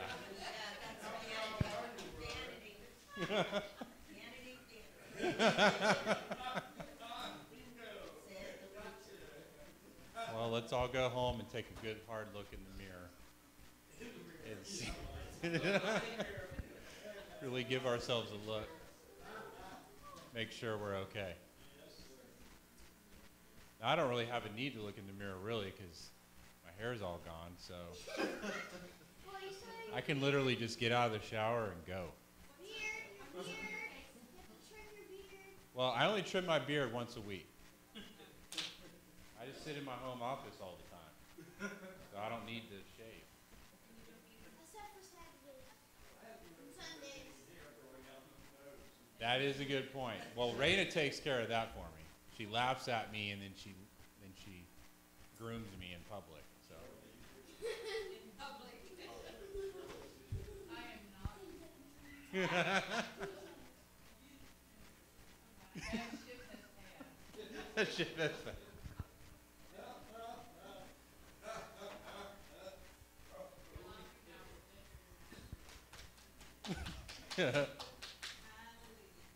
Okay.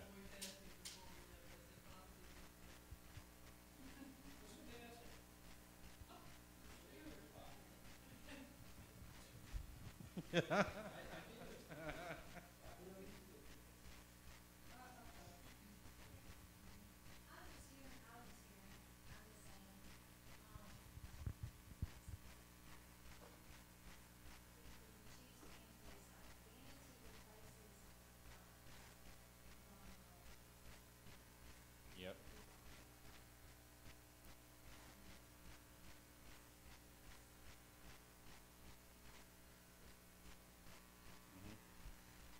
And if you're not vulnerable,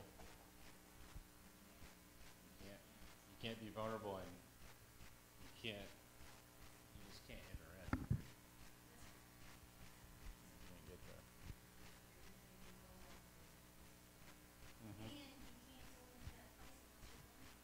Amen. Yeah. Nothing goes. Okay, well, we shall conclude our evening service unto the Lord. We will reconvene on Sunday. Micah has announced he will not be here.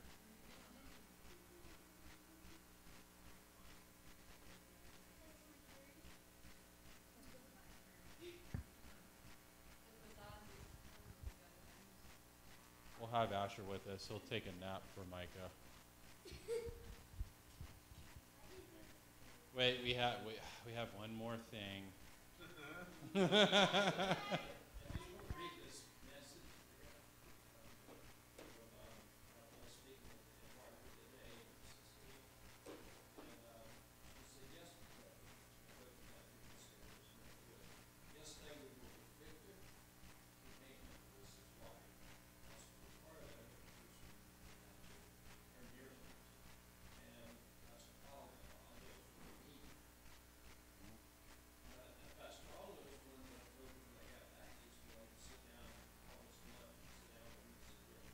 His church changed.